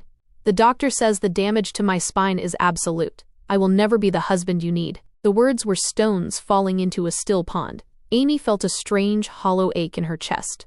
The truth was finally, undeniably out in the open. The year of pretending, of waiting for someday, was over. I am sorry, he added, his voice stiff with a dignity that was painful to witness. I shouldn't have brought you here on a gamble. I chose to come, Luke. I chose to stay. She reached across the table and placed her hand over his. His skin was cold. You are a good husband in every other way. You are kind. You are respected. He stared at their joined hands, as though they belonged to strangers. Respect doesn't put a child in the cradle, Amy. It doesn't keep the Bennett name on the deed after I'm in the ground. My father, he built this for a dynasty. I am the end of the line. The weight of the land, the legacy, and the heavy shadow of his father's pride seemed to press down on the roof of the house. Summer arrived, hot and relentless. The heat shimmered over the fields in distorting waves. The tension in the household tightened like a wire being wound on a winch. Luke grew more withdrawn, spending 14 hours a day in the saddle, as if he were trying to outrun his own skin. Cole Harper sensed the change. He saw the way Amy's smiles had grown thin, and the way Luke's shoulders seemed to bow under the invisible weight of his secret. One afternoon, the heat was so stifling that the birds had stopped singing. Amy carried a pitcher of water out to the barn. Inside, the air was thick with the scent of hay. Cole stood near the stalls, his shirt discarded on a hay bale. Sweat traced shining paths down his spine as he hauled heavy feed sacks. The muscles in his back bunched and rippled with a display of raw, unadulterated power that made Amy feel a sudden, sharp pang of desire, a sensation she had tried to bury for a year. He turned when she entered. For a heartbeat, neither of them moved. The barn was a cathedral of dust motes, dancing in shafts of golden light. Amy's gaze trapped itself on the curve of his chest, the vitality of him. It was a stark, cruel contrast to the man in the house. You shouldn't be out here in this heat, he said quietly. He stepped forward, the heat radiating off his body, and took the pitcher from her hands. His fingers brushed hers. The contact was electric. It lingered a half-second too long, a silent communication of heat and skin that made Amy's knees feel weak. Thank you, she murmured, her voice failing her. He drank deeply, water spilling in a small, glistening trail down his chin. He set the pitcher aside but did not step away. He was close enough that she could smell the sun on him. He told me, Cole said suddenly, his dark eyes searching hers, about the specialist in Helena. Amy searched his face, looking for the pity she feared, but she found only a fierce, banked fire. Then you know. There's no hope for a change. Cole took a step closer, his shadow falling over her, cool and dark. There's always hope for a change, Amy, just maybe not the kind Luke was looking for. Before she could press him, the heavy thud of boots on the barn floor announced Luke's arrival. He stood in the doorway, a silhouette against the blinding white light of the yard. "Inside," Luke said, his voice flat and commanding. "Both of you, now." The interior of the house was cooler than the barn, but the atmosphere was far more volatile. Luke stood by the stone hearth. Cole remained near the kitchen door, his arms crossed over his bare chest. Amy stayed between them, her hands trembling. "I will not circle this any longer," Luke said, his gaze fixed on Cole. "I've spent a year waiting for a miracle that isn't coming. The silence is killing this house. It's killing us." "No," Cole replied evenly, his voice a low growl. "So say it, Luke. Say it and let the devil take the rest." Amy's stomach knotted. She looked from Luke's pale, determined face to Cole's dark, simmering fury. Luke's gaze finally snapped to his friend. "I cannot father a child, Cole. You know this. The doctors have confirmed what my body has known since the day I married her." The bluntness of the statement was a physical blow. Cole said nothing. Luke continued, his voice gaining a desperate, rhythmic quality. "This land requires an heir. My father spent his life building this. I will not have it carved up and sold off, because I'm broken. I require a son. This ranch requires a future." Amy's hands were shaking so violently she had to clench them into fists. "Luke, there are alternatives. We could adopt. There are children in Helena who need homes." "No!" Luke's voice cracked like a whip. "I will not place another man's blood on this land without knowing its origin. I will not raise a stranger's child and call him Bennett. I need to know the man. I need to know the heart." Amy felt a wave of nausea. The way he spoke, of origins, of bloodlines, it was the language of a rancher, not a husband. Cole shook his head, a slow, disgusted movement. "Don't do this, Luke. Don't say the words you can't take back." Luke ignored the warning. He stepped toward Cole, his eyes bright with a feverish clarity. "You are the only man I trust. We grew up like brothers. Your blood is as close to mine as any man's could be. You're strong. You're loyal. You know this land better than I do." A heavy, suffocating silence followed. Amy understood the destination of his logic. Her pulse roared in her ears. "No," Cole said immediately, the word dropping like an axe. Luke's voice hardened. "Hear me out, Cole. It's the only way. I've heard enough. I'm a hand, Luke. I ain't a stud horse." Amy's breath came in shallow, ragged gasps. "Luke, please, you can't be serious." He turned to her then, his eyes softening but his resolve remaining like iron. He walked over and took her cold hands. "Amy, listen to me. This would not be adultery in the eyes of God, not truly. It would be a sacrifice for the sake of our home, a way for us to have what we both want." The word sacrifice felt like a brand on her skin. "Do not dress it in polite language," she whispered, tears of hot, stinging humiliation blurring her vision. "You are asking me to go to another man's bed. To Cole's bed. It would be done once," Luke continued, as though he were outlining a business contract. "Quietly. Under the cover of darkness. The child would bear my name. My protection. He would be the heir to everything. Cole would have a stake in the future, and you would finally have the child I can't give you." Cole's voice dropped to a dangerously low, vibrating register. "You're asking me to lie with your wife, Luke. To take what belongs to you." "I am asking you to secure my legacy," Luke shouted, his composure finally shattering. "Because I can't do it. Do you think I don't feel the shame of it? Every time I look at her, I feel the failure rotting me. I want a son for this land, and I want him to have your fire, not some stranger's." Amy felt a rush of heat to her face, a volatile mix of anger, shame, and a terrifying hidden spark of something she couldn't name. She looked at Cole, and for the first time, she saw a flicker of something other than anger in his eyes. It was a raw, naked want that he had been burying for 3 years. "I am not acreage to be secured," she said, her voice sharp enough to cut through the men's shouting. Luke's gaze flickered toward her. "I would never force you, Amy. I am asking. For the sake of the Bennett name. Yet you planned this without me. You discussed my body as if it were a field to be planted." His silence was her answer. Cole stepped forward, his presence filling the kitchen. He looked at Amy, his eyes dark with a forbidden hunger. "This is madness, Luke. You're asking for a miracle that's gonna burn this whole place down. Is it?" Luke shot back. "Or is it practical? Kings have done worse for dynasties, Cole. Is this ranch any different? We are building something here that will last 100 years. We ain't kings," Cole growled. "And she ain't a vessel. She's a woman." Amy's heart skipped at the way he said the word, woman. Luke's composure was a jagged, broken thing now. "You think I don't know what this costs me? Watching you work? Watching the way she looks at you, knowing you have the one thing I can't give her? I'm trying to save us, Cole. Cole's voice softened, but the edge remained. Then don't do it, Luke. Let the land go. Move into town, live as man and wife, and forget the legacy. And watch everything I've built scatter to the winds? Luke asked, his voice breaking. I'd rather burn it down myself. Amy stepped forward, placing herself between them. And what of me? She asked, her voice quiet but ringing with a sudden strength. Both men stopped and looked at her. You speak of land. You speak of blood and duty, but I am the one who must carry the weight of this. I am the one who must live with the memory of it in my skin. Luke's jaw tightened. I know, Amy, I know. Do you? I crossed half a continent to be your wife, Luke, not your strategy. I knew on our wedding night what you lacked, and I chose to stay. But this is a different kind of lack. This is a lack of respect for me as a person. Luke's expression shifted, a flash of agonizing pain flickering through his eyes. This is the only solution I can see, the only one that keeps us together on this land. No, Cole said firmly. It ain't. Luke's gaze turned steely. Then offer another, Cole. If you have a better way to save this ranch and give Amy a family, say it now. The silence that followed was absolute. No other solution existed in the harsh, pragmatic reality of the frontier. The room felt too small. Amy felt the weight of both men, one asking for her sacrifice, the other offering a forbidden fire. Luke straightened his vest, his face reverting to its stoic mask. I will ride to Bozeman in the morning, he said, his voice cold and professional. I intend to purchase new breeding stock.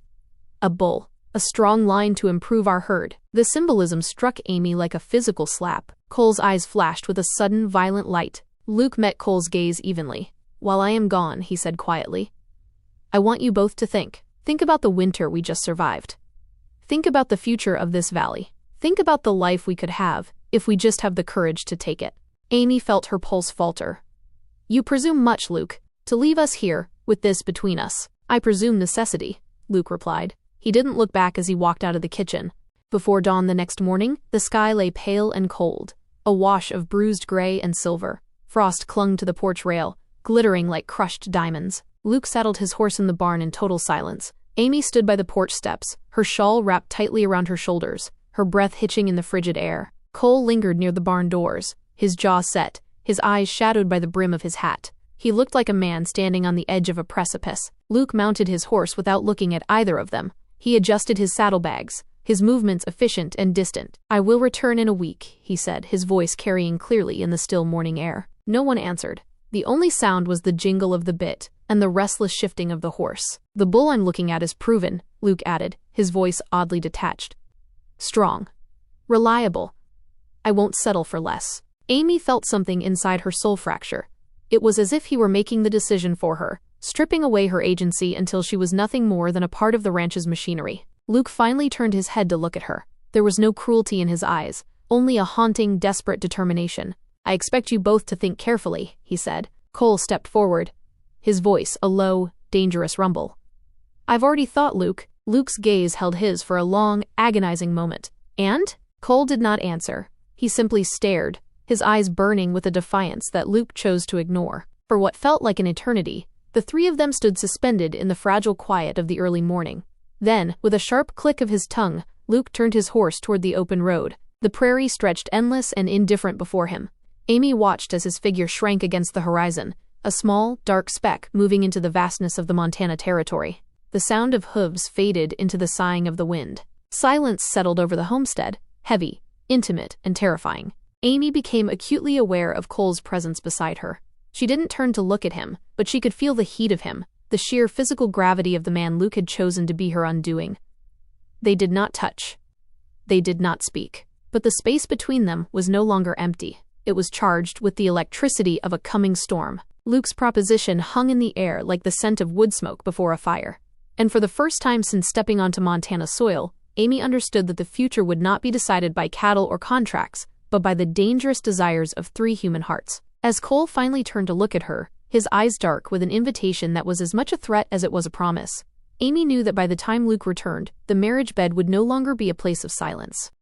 Chapter 4. The Week. The house felt larger after Luke left, not emptier, larger, as though the walls themselves had shifted, stretching to accommodate something unspoken now pacing its rooms.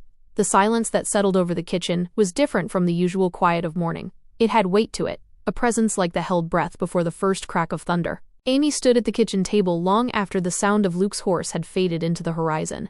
The early light washed the prairie in pale gold. Frost clung to the fence rails, sparkling in the newborn sun.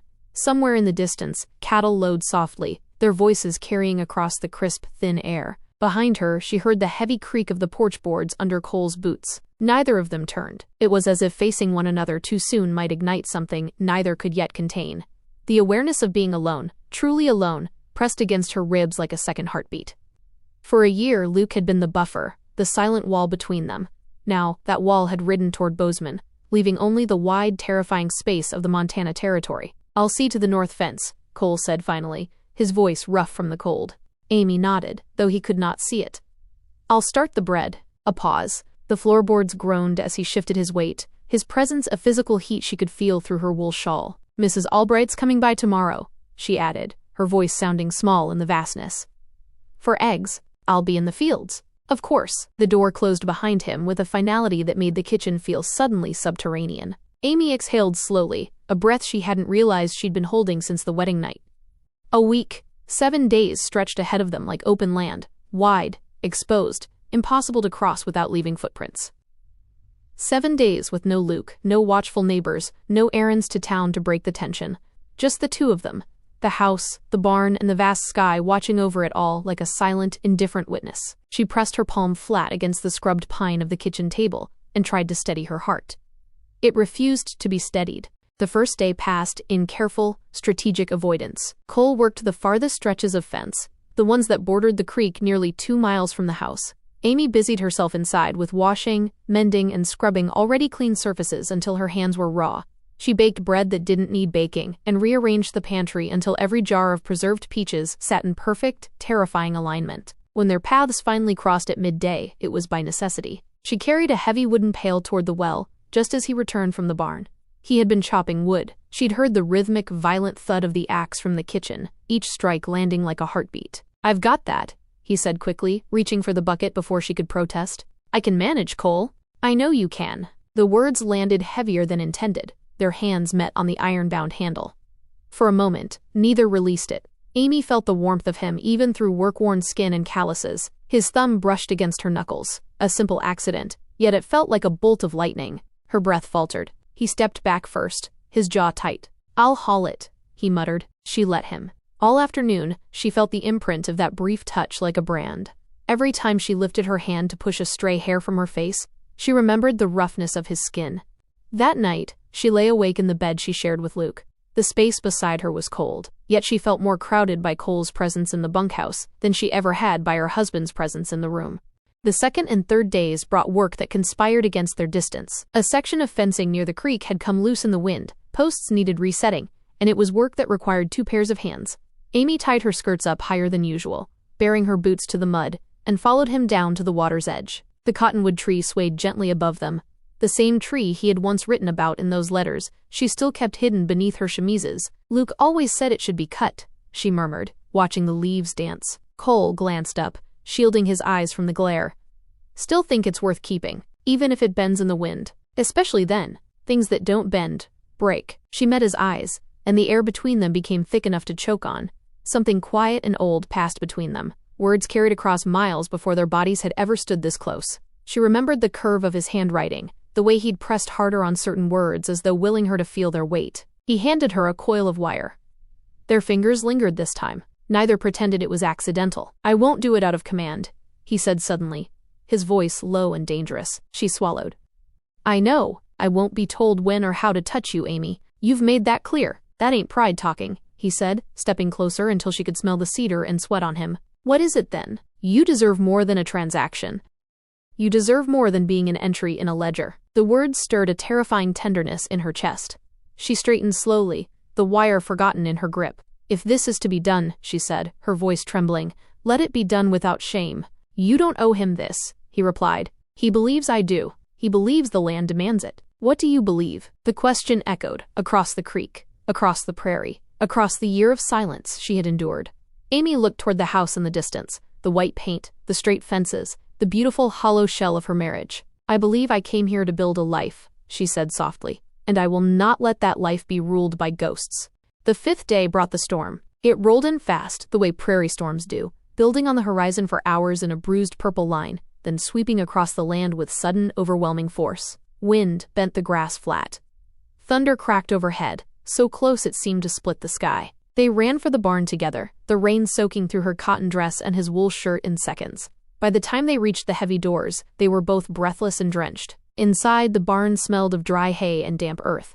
Amy pushed wet hair from her face, laughing with the sudden adrenaline of the run, only to find Cole staring at her. His expression stopped the breath in her lungs. He stood motionless, rain dripping from his chin, his dark hair plastered to his forehead. His chest rose and fell with rapid breaths.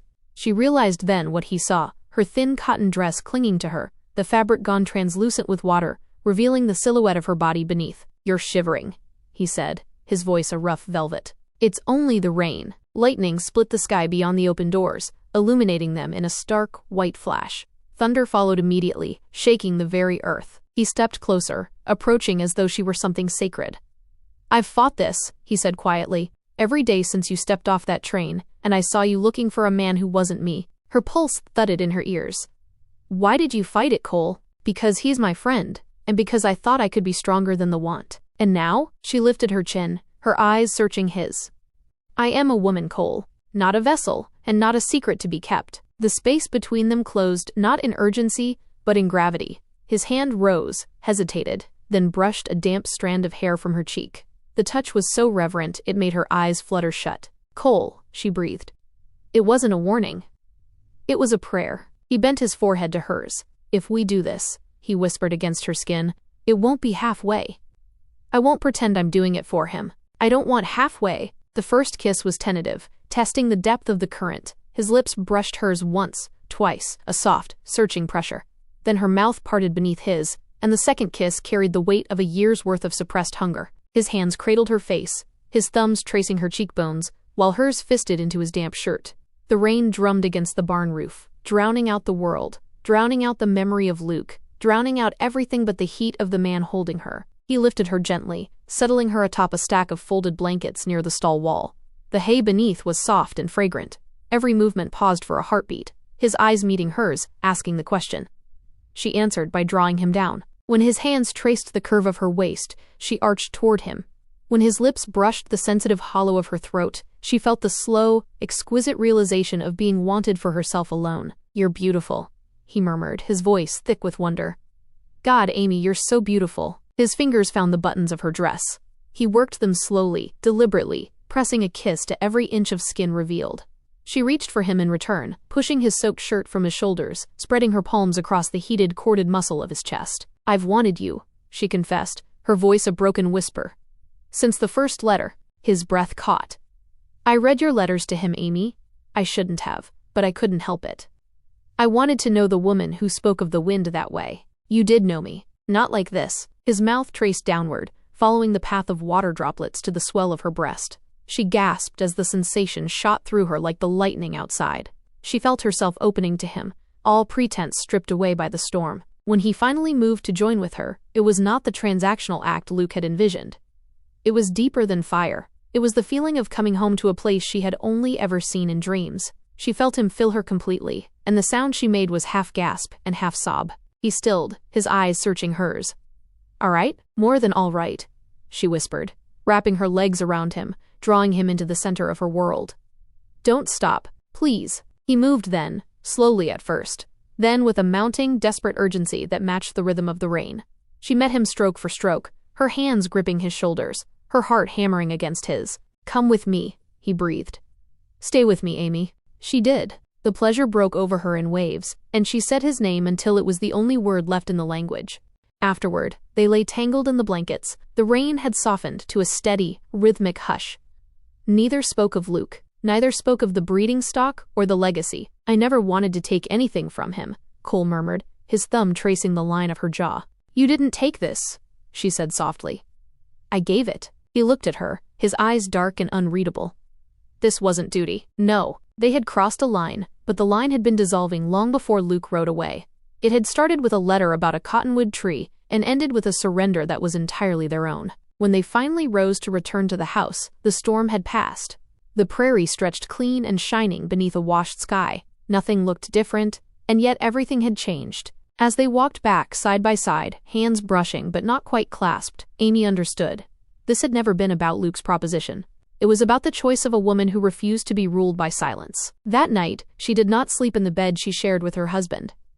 She lay instead in Cole's narrow bunk, her body curved against his arm wrapped around her like a promise against the dark. The house was quiet.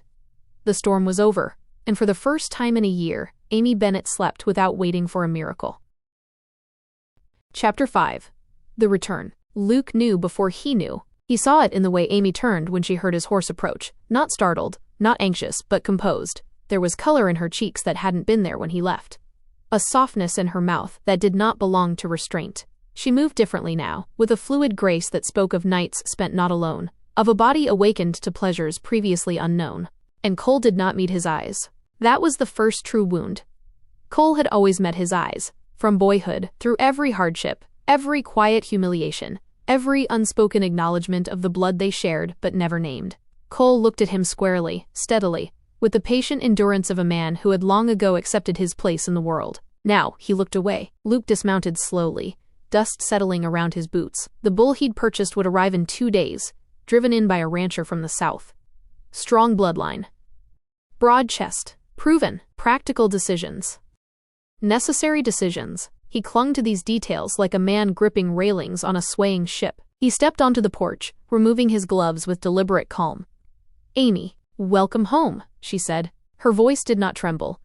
It should have. He leaned in to kiss her cheek. She smelled of lavender soap and sun-warmed cotton. Familiar. Yet not. Something had shifted beneath her skin, something that radiated outward like heat from a stove. Her body, when he touched her, did not tense the way it once had. It accepted his kiss with patience rather than anticipation. Over her shoulder, he saw Cole standing near the barn doors, still. Watchful. A sentinel who had forgotten his post. "How was Bozeman?" Amy asked. "Productive." Their eyes met for a fraction too long. Behind her calm expression, something lived now. Something awake. Something that had not existed when he left. Luke had spent the week imagining this moment. Imagining walking into the house and finding proof in rumpled sheets or whispers cut short, in guilty starts and averted gazes. Instead, he found composure. That frightened him more. Dinner that night was quiet. Too quiet. Amy spoke gently of the hens, of Mrs. Albright's visit, of a section of fence that needed reinforcing near the creek. Cole answered only when spoken to, his voice even and low. Luke listened, measured, observed. When Amy reached for the salt, Cole passed it to her before she could even ask. A small thing. A domestic instinct. Luke's jaw tightened. He watched them across the table, searching for evidence in the spaces between words. The way Amy's fingers brushed Cole's when she accepted the salt. The way Cole's gaze lingered on her hands, her throat, the curve of her wrist. The way they breathed in rhythm without seeming to notice. After supper, Cole rose to clear the plates. "Sit," Luke said. Cole stilled. "I'll help Amy tonight." Luke's voice was pleasant, measured. "You've worked enough today." A pause. Then Cole nodded and stepped back. Amy said nothing, but Luke felt her awareness of him shift, sharpen. Later, in the bedroom, he watched her undress. She moved without hesitation, without the careful distance she once carried like armor. Her fingers worked the buttons of her dress with quiet efficiency, and when the fabric slipped from her shoulders, she did not turn away. He sat on the edge of the bed, watching the play of lamplight across her skin. "Did you manage well enough?" he asked evenly. "Yes." "And Cole?" She stilled for only a second. "He worked." Luke nodded. Of course he did. That was what Cole had always done. Worked. Waited. Accepted. Taken what was given, and asked for nothing more. Until now, Luke lay back, staring at the ceiling long after she drifted to sleep. He could not name what he felt. It was not rage. Not yet. It was erosion. The days that followed were careful. Proof did not come in confession. It came in absence. Cole no longer lingered in the kitchen after meals. He no longer leaned easily against the porch rail when Luke spoke, offering quiet observations about weather and cattle and the stubbornness of certain fences. He kept distance. Too much distance. He moved through his work with mechanical precision, completing tasks and disappearing before conversation could find him. And Amy glowed. There was no other word for it. Her laughter rose more readily. Her posture straightened. Even her touch, when she brushed Luke's sleeve or accepted his hand at the table, felt warmer. More present. She was happy. That was the cruelest truth of all. Luke began to watch them when they thought he wasn't looking. A glance held half a heartbeat too long across the yard. A silence shared too comfortably in the barn when he approached unexpectedly. The way they both stilled when he entered a room, as though emerging from a dream. It was not evidence. But it was enough. Early autumn brought clarity. Amy stood alone in the bedroom one afternoon, hands pressed low against her abdomen. Counting backward. Counting days. The window was open, and a breeze carried the scent of drying grass and distant wood smoke. Her breath came shallow. Not fear, not regret. Something deeper. She had known, somehow, before her body confirmed it. Known in the way her skin remembered his touch, in the way her dreams carried his voice, in the way she woke each morning with the echo of his name on her lips. The child was not Luke's. She knew this with a certainty that defied logic. The timing. The feeling. The quiet truth that settled in her bones like a seed taking root. When she told Luke, she did so in the kitchen. The late sun slanted gold through the windows, painting the floor in warm rectangles of light. "I'm with child," she said quietly. Luke did not move at first. The words hovered between them like startled birds. "Certain?" "Yes," he inhaled once, sharply. Then he smiled. Broad. Bright. Victorious. He stepped forward and pulled her into an embrace that startled her. "This is good," he said into her hair. "This is very good." His hands trembled. Relief. Triumph. Possession. Amy stood rigid in his arms, her cheek pressed to his chest, her eyes open and staring at nothing. That night, he rode to town. By morning, the news had spread like prairie fire. At church that Sunday, Luke Bennett stood taller than he ever had, his shoulders squared, his chin lifted. "My wife is expecting," he announced, his hand firm at the small of her back. Congratulations flowed freely. Mrs. Albright clasped Amy's hands, tears standing in her eyes. "An heir. The Lord is faithful. A child for this land, for this family." "Oh, my dear, what a blessing." Luke's smile never faltered. Cole stood at the edge of the gathering. Silent. Watching. When their eyes met across the churchyard, something passed between them that no one else could see. Not celebration. Recognition. In private, Luke began to unravel. He did not accuse. He did not shout. He calculated. He reviewed old contracts. Old debts. Old land surveys, their boundaries marked in fading ink. He spread them across the kitchen table at night, studying each line, each notation, each small detail that might be turned to his advantage. Cole's small parcel of land, 15 acres bordering the western fence, the very land where the cottonwood stood sentinel by the creek, had been purchased on partial credit 3 years earlier. Luke had co-signed. Quietly. Generously. At the time, it had felt brotherly. Now, it felt like leverage. "You're late on the second installment," Luke said one evening in the barn, his voice casual. Cole stiffened. He had been mending a harness, his hands stilling over the leather. "I'll make it before winter. Will you?" Cole met his gaze. "Yes," Luke nodded slowly. "I've reviewed the boundary markers as well. The western line may need reassessment. The original survey wasn't precise. It's been settled for 20 years, Cole said. Everyone knows where the line runs. Everyone may be wrong." The air thickened. Luke stepped closer. "You owe me," he said softly. "For what?" Luke held his gaze. "For everything." The challenge came formally. A letter delivered by the county clerk. Boundary dispute. Outstanding debt. Payment required within 30 days or forfeiture enforced. Amy found the paper on the kitchen table. Her hands shook as she read it, the words blurring before her eyes. "This is unnecessary," she said that night. Luke did not look up from his ledger. "Business is rarely unnecessary. It is prudent. You're forcing him out. I am protecting my interests. He has worked this land beside you for years. He has given you everything, and he will continue to," Luke replied evenly. "As hired help." The humiliation in that phrase landed like a blow. Amy's hands pressed flat against the table. "He is not a boy you can order about." "He is not." "What is he?" Luke's gaze lifted, sharp and cold. She stopped. "What is he to you, Amy?" The question hung between them, heavy as stone. "He is your brother," she said carefully. Luke's expression flickered, pain, quickly suppressed. "Half-brother, and blood has never protected anyone in this world. Except you." He rose from his chair slowly. "You think this is about cruelty? I think it's about control. You think wrong." He stepped closer, his voice dropping. "I gave you a home. I gave you my name. I gave you everything I had to give, and you." He stopped. She did not flinch. "You will have my child," he said quietly. "That child will inherit this land. And Cole will not be here too." "To what?" He did not answer. Amy pressed her palm to her abdomen instinctively. "You think this will solve something? It restores order. It breaks something," she whispered. "Something that cannot be mended." Luke stood very still. "What was broken," he said carefully, "was broken before I acted." Her breath caught. He stepped closer. "I gave you what you wanted. A home. Security. A future." "And yourself?" she asked, her voice low. "What did you give yourself?" "I gave myself an heir." Her eyes flashed. "You gave yourself what you needed." "And you?" he asked. "Did you give yourself what you needed?" She held his gaze. "I chose." The word hung between them, weighted with meanings neither dared speak aloud. Luke turned away first. Cole fought it. He sold livestock. 2 young steers he had raised from calves, their value barely enough to make a dent. He offered payment in labor, in future earnings, in anything he could promise. It wasn't enough. The boundary challenge delayed harvest on his parcel, made it impossible to prove productive use of the land. Costs mounted. Interest accrued. Within weeks, the land reverted. Luke purchased it outright. Publicly, it was framed as assistance, a helping hand extended to a man who had fallen behind. "He'll stay on as hired help," Luke told the neighbors who asked.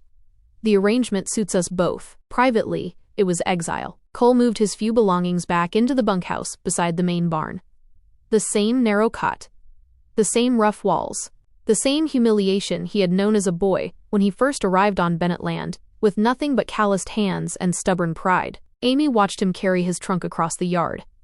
Each step felt like something tearing inside her. She found him in the bunkhouse that evening, folding his shirts into the same small chest he'd arrived with years ago. "You don't have to stay," she said quietly from the doorway. He did not look up. "Where would I go?" "Anywhere. Somewhere else. You could start fresh." "And leave you here?" Her throat tightened. "This isn't your burden alone." "It never was," he replied softly. He finally looked at her then. There was no anger in his eyes, only something wounded, deep and old. "I won't fight him," he said. "Not over land." "And over me?" The question slipped out before she could stop it. His jaw flexed. "That fight's already done." Her eyes filled. "I never wanted this to cost you." "It didn't cost me." "It did." He set down the shirt he was folding and crossed to her. Slowly, deliberately, as though measuring each step against an invisible boundary. He stopped just before her, close enough that she could feel the warmth of him, the familiar pull of his presence. "It gave me 1 week," he said quietly. 1 week where I wasn't less than. 1 week where I wasn't the hired hand, the half-blood, the man who takes what's given and asks for nothing. His voice dropped. 1 week where I was just me. With you. Tears spilled before she could stop them. "I don't regret it," he added. "Not a moment. Not a word. Not a touch." She shook her head. "Neither do I." He lifted his hand slowly, giving her time to step back, to turn away. She didn't move. His fingers brushed her cheek, wiping the tears that clung to her skin. The touch was feather-light. Reverent. "Amy," he breathed. Footsteps crunched outside. Luke's silhouette appeared in the doorway. Cole stepped back immediately. His hand dropped, his expression smoothed into careful neutrality. Distance reasserted. Luke surveyed the trunk, the folded clothes, the small space that had once been Cole's domain and was now his prison. "All settled?" he asked evenly. "Yes," Cole replied. "You'll report to the South Field at dawn." A beat. "Yes." Amy stood frozen between them. The brotherhood that once defined the Bennett land, complicated, unspoken, but real, had cracked open, something dark and irreversible seeping through. Luke turned to leave. At the threshold he paused. "The child will have my name," he said without looking back. Cole's voice remained steady. "Yes." The door closed. Silence settled, heavy and suffocating. That night, Cole packed the last of his belongings. A tin cup. 2 books, 1 borrowed, never returned. A folded stack of letters, tied in faded twine. Amy watched from the doorway. "You're still here," she said softly. "For now." The bunkhouse felt smaller than ever, the lamplight casting long shadows across the rough plank walls. "I never wanted you reduced," she whispered. He gave a faint, humorless smile. "Reduced is a familiar shape. I've worn it before." She stepped forward, placing her hand over his where it rested on the stack of letters. "You are not less." He looked at her hand, small and pale against his work-darkened skin.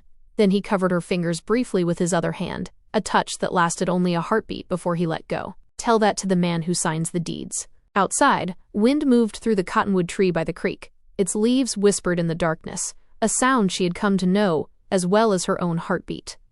Cole lifted his trunk. "I'll see you in the morning, Mrs. Bennet." The formal address cut deeper than any accusation. She stood alone as he walked into the dark. Across the yard, Luke watched from the porch. Not triumphant, not satisfied. Only hollow. The air was secured. The land was safe. The boundaries were drawn, clear and final, as lines on a surveyor's map. And yet, as Cole's silhouette disappeared into the bunkhouse shadows, Luke felt something slip beyond his reach. Not land, not legacy. Something far more human, something far more impossible to reclaim. He thought of the cottonwood tree, the one Cole had always defended. It bent in every storm, yielding to winds that would shatter a rigid trunk. But it did not break. And neither, he realized, would they. The question was only what would remain when the bending was done. Chapter 6. The Breaking Point. Autumn settled heavily over the valley, pressing the fields flat beneath a sky that seemed lower than it had any right to be. The air sharpened, carrying the scent of wood smoke and dying grass. Leaves thinned along the cottonwoods, their gold fading to brown, drifting down to carpet the creek bank where Amy had first stood with Cole and watched the sunset paint the world in colors too beautiful to name. And Amy's body began to change in ways that could not be hidden. By the time the first frost silvered the pasture, her condition was unmistakable. Her gowns no longer fell straight. They curved. Rounded. The gentle swell of her abdomen pushed against fabric and expectation alike.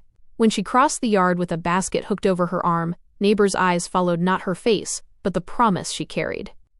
She felt their gazes like weights, measuring, calculating, assigning value to the life inside her. Luke walked taller beside her in public. At church, he kept his palm firm against her back, almost proprietorial, guiding her through doors and steadying her into pews she did not need help reaching. His voice rang fuller when he spoke of winter plans, of expansion, of what the Bennett land would become when my son comes of age. He always said son.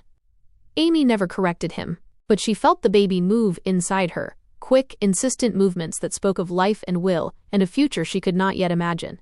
And she wondered what Luke would do if he ever suspected the truth she carried in her bones. Cole stood further away now, not absent, never absent, but placed deliberately at the edge of rooms, the edge of conversations, the edge of sight. He had resumed sleeping in the bunkhouse. He took his meals quickly, spoke little unless spoken to, and when he did speak, his words were measured and careful, as though he feared saying too much. But he watched. He watched Amy navigate the yard carefully when the ground was slick with frost. He watched the way she paused sometimes, one hand resting low as if feeling the quiet movement inside her. He watched Luke watching her, and he said nothing. Luke's jealousy did not burn hot and wild. It curdled. It folded inward like dough left too long to rise, dense and sour. He began staying later in town under the pretense of business, meetings with cattle buyers, consultations with the feed merchant, discussions about winter grazing rights. He returned smelling of whiskey more often than dust. His temper, once measured and strategic, grew unpredictable. Small frustrations earned sharp words, not shouted. Cut. Amy absorbed them in silence at first. Then, she met them with a steadiness that unsettled him more than anger ever had. "You're drinking too much," she said one evening when he stumbled slightly against the kitchen table, catching himself on the back of a chair. "I am celebrating," he replied, his words careful and clipped. "There's nothing to celebrate in a bottle." His eyes flicked toward her belly, the swell visible even beneath her apron. "There is everything to celebrate," he said quietly. But the words rang hollow, and they both knew it. Cole heard more than Luke realized. The bunkhouse walls were thin. The yard carried sound, and some tensions did not require hearing at all. They radiated outward like heat from a stove, impossible to ignore. One afternoon, as Amy lowered herself carefully onto the porch bench, her hand pressed to the small of her back, Luke stood watching her with a strange expression. Almost wonder, almost accusation. "She grows strong," he said. Amy followed his gaze downward, to the curve that dominated her lap. "Yes." He crouched before her without warning, and pressed his hand flat against the curve of her stomach. The gesture was intimate, but not tender. It was as if he were confirming ownership of something recently purchased. The baby shifted beneath his palm. Luke's breath caught. For a fleeting second, something like awe softened his features. His eyes widened, his mouth parted, and for just a moment he looked young. Younger than Amy had ever seen him, vulnerable in a way that tugged at something deep in her chest. Then his eyes lifted. To Cole. Cole stood at the water pump across the yard, a bucket in one hand, frozen mid-motion. He had been watching. Of course he had been watching, and now their gazes locked across the sunlit yard, and the softness vanished from Luke's face. Something else replaced it. Something cold and hard and old. He rose without another word and walked into the house. That night, Luke rode to town again. The storm rolled in after dusk without much warning. The wind came first, low and insistent, bending the grasses until they whispered against the earth. Amy felt it in the house, in the way the windows rattled and the fire in the stove flickered. She stood at the kitchen window, watching the clouds build on the horizon, purple and bruised. Then thunder cracked across the valley, sudden and violent. Amy was in the barn with Cole when the first sheet of rain hit the roof like thrown gravel. "We should bring the horses in tighter," Cole said, already moving toward the stalls. Amy followed more slowly now, one hand braced at the small of her back, the other steadying herself against stall doors as she passed. The barn smelled of hay and warm animal breath. Lantern light swayed with each gust of wind, casting dancing shadows across the walls. "Luke's still in town," she said quietly. Cole didn't answer immediately. He adjusted the latch on a stall, checking the hinge twice, his movements precise and deliberate. "He knows better than to ride in this." Another thunderclap shook the rafters. The horses stamped nervously. Amy pressed her lips together. Wind drove rain sideways through the open barn doors until Cole pushed them shut, the bar dropping into place with a heavy thud. The animals shifted uneasily. Hooves scraped against packed earth. A cow lowed, long and uneasy, the sound cutting through the storm's fury. Amy moved down the row of stalls, speaking softly to each animal as she passed. Her voice was low and steady, the same voice she used to calm frightened things. The baby pressed hard against her ribs. She winced. "Sit," Cole said gently, appearing at her elbow. "I'm fine. You're not meant to carry everything alone." She shot him a look that was almost a smile. "Neither are you." Lightning split the sky bright enough to turn the barn walls white for an instant. The thunder followed so close it rattled the lantern glass, and one of the horses let out a panicked whinny. They both stilled. Out beyond the storm, somewhere on the darkened road between town and home, Luke was riding. In town, whiskey had burned hotter than usual. Luke had arrived already simmering. The sight of Cole's easy strength earlier that day, the way he'd lifted a feed sack as if it weighed nothing, the quiet deference in his silence, the way Amy's eyes had followed him across the yard, had scraped at something old and raw inside him. "You'll wait it out," one of the men at the saloon said when the first thunder rolled overhead. "Storm like that'll wash a man clean off the road." Luke tossed back the last of his drink and signaled for another. "I've ridden worse." "You've drunk worse too," another muttered from further down the bar. Luke's jaw tightened. He hated the way they looked at him now, curious, assessing, as if measuring whether the air everyone spoke of would resemble him, as if they could see something in his face that he himself could not. He slammed coins on the counter. "Storm'll pass," he said. "It ain't passing tonight," the barkeep replied, wiping a glass with slow deliberation. "Stay. We've got a room in back." Luke's pride flared brighter than the lightning outside. "I said I've ridden worse." He stepped into the rain before anyone could block the door. The storm swallowed him whole. Amy felt it before she heard it, a shift in the wind, a crack that did not sound like thunder. Cole's head snapped up at the same instant, his hand going still on the halter he was mending. "What was that?" she asked. He moved toward the door, but stopped with his hand on the bar. The rain was blinding beyond the narrow gap, the yard a churn of mud and shadow. He could see nothing, probably nothing, he said, though his voice held doubt. "Tree branch, fence post.